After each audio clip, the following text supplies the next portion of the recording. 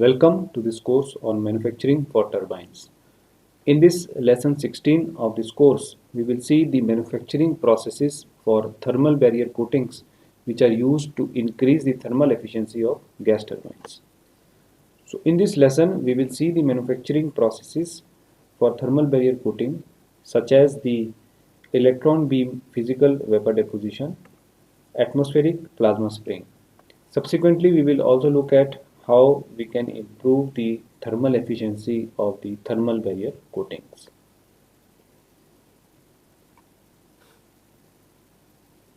Although there are some other processes which are there in the research stage which are used to deposit the thermal barrier coatings, but out of all those processes, the electron beam physical vapor deposition and atmospheric plasma spraying process are very popular to manufacture the thermal barrier coatings on gas turbine blade substrates.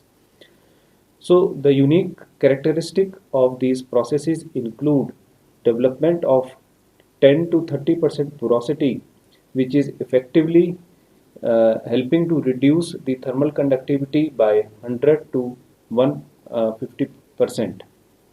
So reduction of the thermal conductivity in these processes is result of assortment of features. Because of these features present in the coatings such as deposition induced defects like pores of various sizes, some cracks, myriad of interfaces which includes splat. So in summary, we can say we deliberately engineer some defects into the coating so as these defects ultimately help in reducing the thermal conductivity of the coating. So we will see both of these processes in detail and understand how the process characteristics influence the microstructure of the deposited layer, and consequently this deposited layer, how it functions by acting as a thermal barrier against hot gases, thereby preventing creep related failure in the gas turbine blades. So we start with the first process, that is electron beam physical vapor deposition. So the electron beam physical vapor deposition process, it relies on a highly energetic electron beam. So this highly energetic electron beam is created in this electron beam gun here with a, and this electron beam is then focused on the ingots which are placed at the bottom in source 1 and source 2. So the electron beam, when focused on these source 1 or source 2, the ceramic ingots, so it melts and consequently vaporizes the ceramic by creating a high vapor pressure over these ingots. So the electron beam here, it is being used to melt the ingot and create the high vapor pressure. Subsequently, the substrate or the gas turbine blade here, which is mentioned as aerofoil, or this is the gas turbine blade,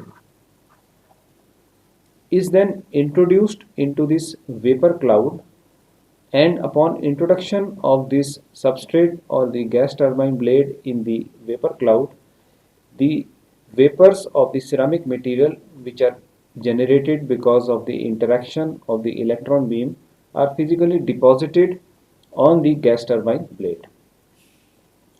So we can see that this preheating of these substrate is also very essential so as to increase the deposition efficiency. So to do that, before introducing the substrate directly into the vapor cloud, it is placed here in the heating zone, so as the surrounding heaters, they heat the substrate.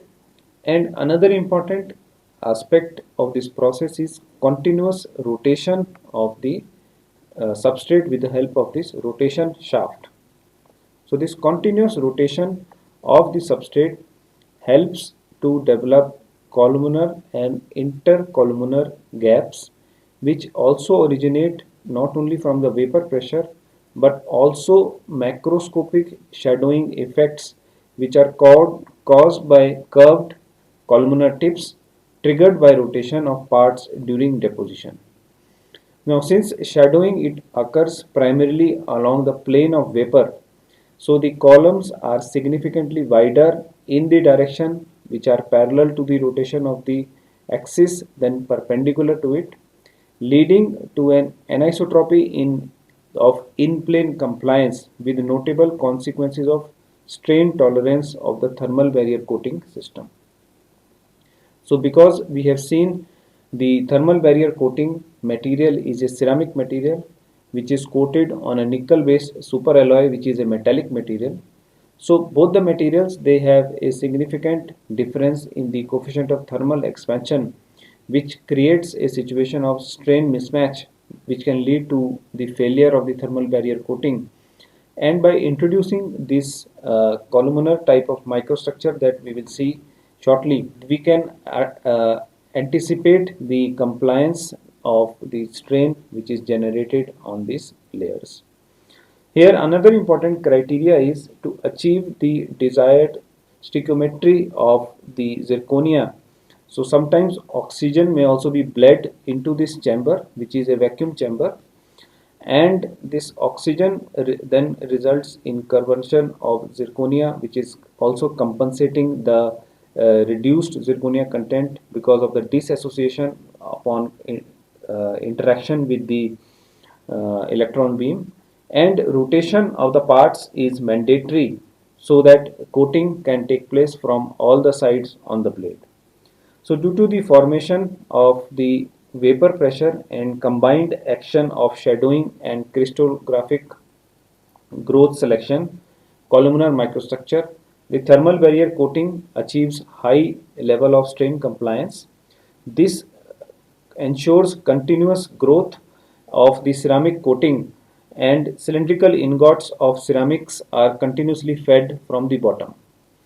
So with all these aspects, we can see the microstructure which is generated, it is closely related to the processing conditions, and often in the microstructure the globular or elongated sphere pores are observed, and each layer represents actually one layer of the coating which is deposited in one rotation. So due to this rotation effect of the substrate, so there is a situation of sunset or and sunrise which is created, and the in the direction perpendicular to the deposition, the bent sub columns are also observed. So we can now see the microstructure. So this is the typical microstructure of the layers which are deposited with the electron beam physical deposition. And in the microstructure, there is another notable observation of the feather arms. So we can see this type of feathers arms are also generated. So these type of feather arms are a consequence of shadowing by the growing steps of columnar tips. At the center of the columnar tips, the for energetic reasons, the 111 plane is more favored for the growth of the this type of microstructure. And the presence of this type of intercolumnar gaps like this, as well as the boundaries between the different columns as I am highlighting here, so this all results in a lower thermal conductivity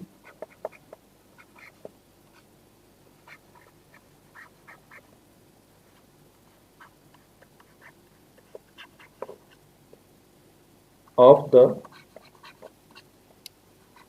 thermal barrier coating layer. So means the process is deliberately introducing these defects which are desirable not only from this aspect of lowering the thermal conductivity, but also to create a situation of strain compliance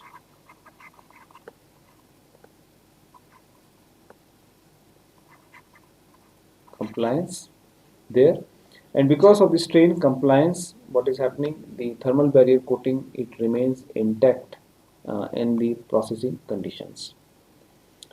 So now we can look at the advantages of the electron beam physical vapor deposition process. So this process results in the columnar structure as we have just seen, which provides strain compliance as well as the pseudo plasticity. The resulting microstructure has higher erosion resistance, has a smoother surface finish which offers aerodynamic advantages. The cooling holes which are developed as seen in the previous sections of this course using electric discharge machining or laser beam machining, they remain open because to deposit the coating we need a substrate, and wherever the hole is present, so it is a through hole, so no substrate is there, consequently the cooling holes they remain open. But the process of this electron beam physical vapor deposition also has certain limitations which involve high cost because the deposition rate is of the order of micrometers per minute. So because of this very slow deposition rate, the cost is high. Also because of this electron beam setup, which involves a very complex vacuum arrangement system, the cost increases further. And because we are depositing vapor here, it is not that 100% all of the vapor gets deposited on the substrate.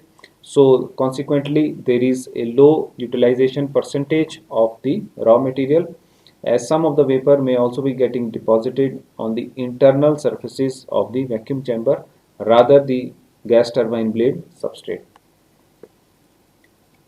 So the other process which is also used to develop the thermal barrier coating on the gas turbine blade is the atmospheric plasma spraying, or abbreviated as APS. So atmospheric plasma spraying, it is basically a thermal spray process in which basically what we do is we have arc plasma jet in which we entrain several micrometer based metallic or non-metallic powder particles, and these powder particles when they are entrained in the plasma jet, they basically get melted and they also get accelerated, and these semi-molten powder particles which are accelerating in a semi-molten stage, they get subsequently deposited on the substrate.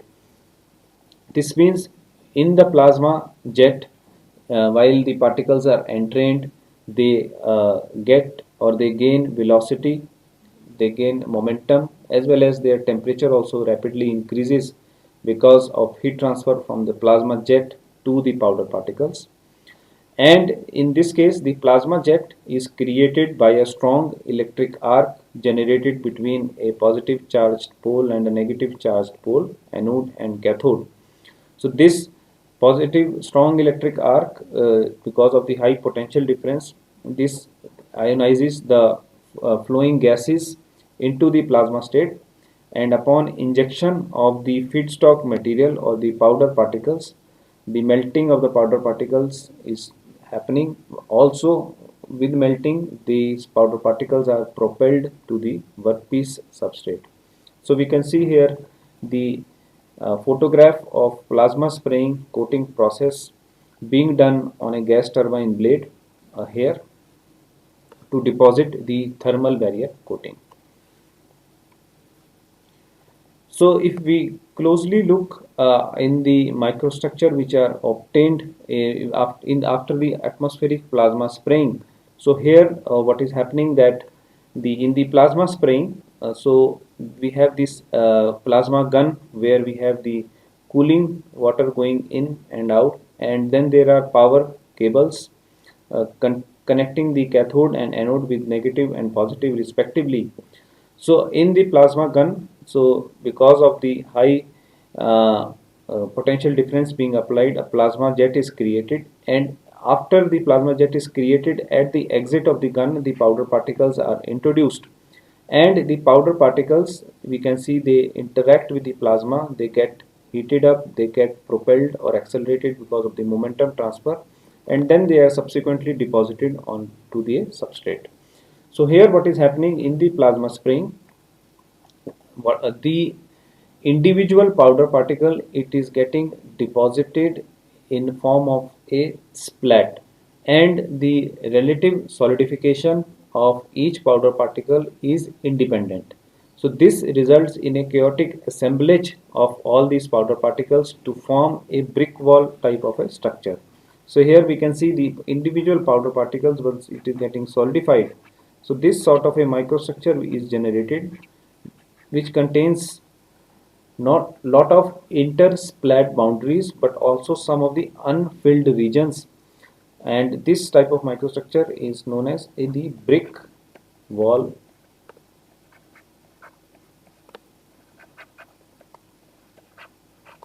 microstructure. So presence of this intersplat boundaries, and there are several unfilled regions, it also results in the reduced thermal conductivity, and because of this the performance of the thermal barrier coating layer, it drastically increases. So powder particles size of the order of 100 to 10 to 100 microns may be used, which result in a splat size of 100 to 150 microns. And atmospheric plasma spraying conditions also decide, or the process parameters of atmospheric plasma spraying, they also decide the resulting microstructure of the thermal barrier coating layer. And some of the notable process parameters of atmospheric plasma spraying, these include particle trajectory, thermal and kinetic state of the plasma, degree of melting, substrate conditions such as substrate position, surface roughness, the speed of the substrate as well as the powder particles which are impacting on the surface.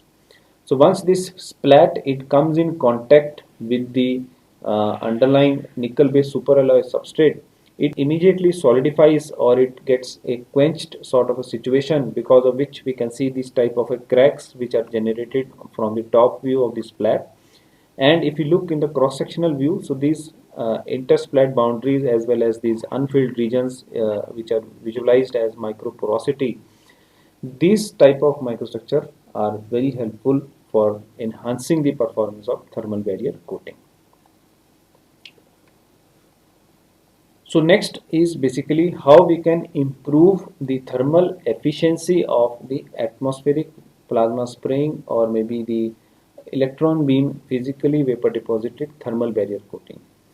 So we have seen two manufacturing processes which are used to deposit the thermal barrier coating, but we can further play with the material constituents, because we know that in the thermal barrier coating the 7 weight percent yttria stabilized zirconia, this is the main ceramic oxide, refractory oxide material which is used. But if we also mix certain other oxides into this composition, so we can further reduce the thermal conductivity of the thermal barrier coating. So as we know, in solids the heat transfer takes place by propagation of lattice waves, which is a result of moving phonons, and these phonons it can be scattered by introducing certain defects or inclusion in the crystal plane, crystal lattice, which impedes the heat flow and increases the thermal resistivity. Now if we dope the 7YSZ or 7% yttria stabilized zirconia with certain materials as mentioned here, which are known as pyrochlores. So these pyrochlores are also oxides of rare earth materials, and these help to create regions of defects, and the thermal conductivity of the pyrochlores is very low, which transforms into impeding the heat flow from a crystalline structure to an amorphous structure, which further reduces the heat flow in the thermal barrier coating. So here we can see the schematic where the incoming heat Q is being dissipated inside the thermal barrier coating, and the resulting heat Q1 is going out. And when we have these dopants of the pyrochlore, So they help to dissipate heat, because of which the heat which is going out is much smaller. So Q2 is much smaller than Q1. So we can see this impact of impurity concentration of the pyrochlores, which helps to reduce the thermal conductivity as well as enhance the performance of the thermal barrier coating. So here we can see the performance of several pyrochlores which can be added in the 7% yttria stabilized zirconia, and some of the special pyrochlores, they are also we can see that with the increase in temperature their thermal conductivity reduces, which further enhances the performance of the thermal barrier coating.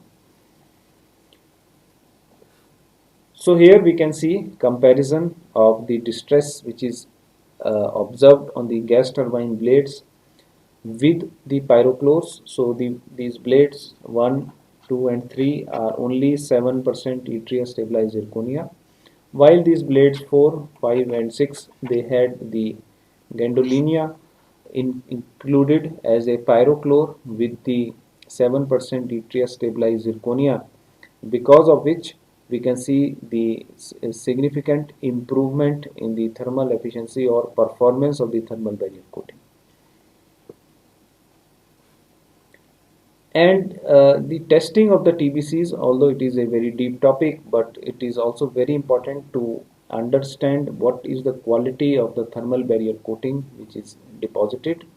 So some tests like this type of a Jülich burner test is also used, where on the thermal barrier coating of on where from one side of the coating the heat is applied using this gas burner, and the sample is cooled from the back side using compressed air, and then by looking at the thermal conductivity and heat flow we can understand what is the quality of the thermal barrier coating which is deposited onto the substrate.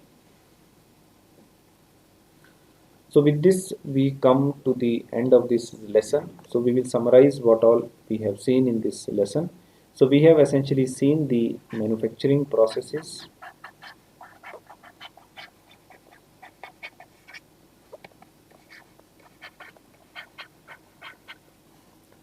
for the thermal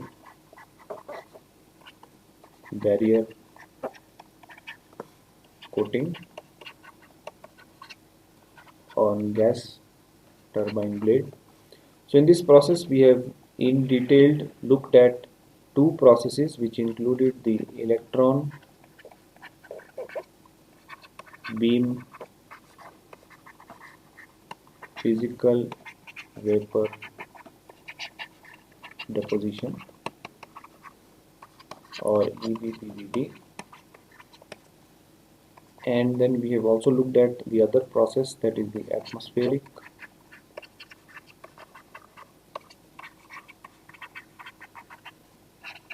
plasma strain or the APS process.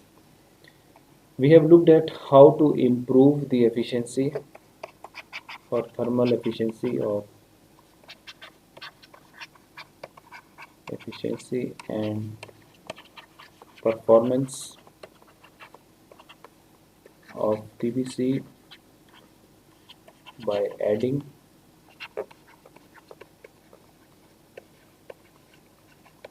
pyrochlores, and lastly we have seen some aspects on testing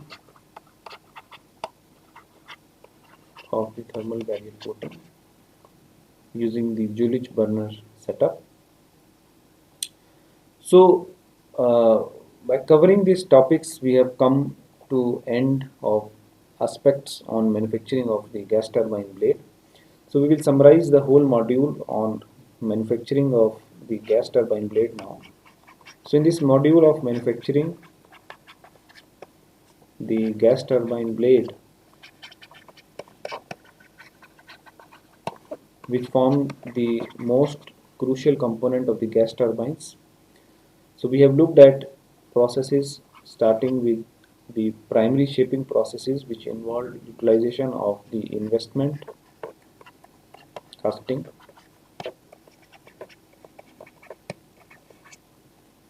which are used to create single crystal gas turbine blades made out of nickel based superalloys. And we have also looked at the microstructure of the nickel based superalloys, how the coherent precipitates present there are basically used to provide strengthening into the gas turbine blades. So we have then looked at the hot isostatic pressing process, which is used to consolidate the microstructure of the cast blades. Then we have looked at certain machining processes to develop the film cooling hole in the gas turbine blade. So these processes included the electric discharge machining, and we looked at laser beam machining process. Then we have seen the creep feed grinding process, CFG. So the creep feed grinding process was used to create a smooth surface finish on the dovetail part of the gas turbine blade. And lastly, we have looked at the development of thermal barrier coating on the gas turbine blade. We have seen what materials are used in thermal barrier coating, why they are needed, and how the thermal barrier coatings can be deposited on the gas turbine blade. So these were some of the aspects how manufacturing of the gas turbine blade can be done. And next, in the subsequent lecture, we will start with the next part of this course, that is manufacturing of the steam turbines. Thank you.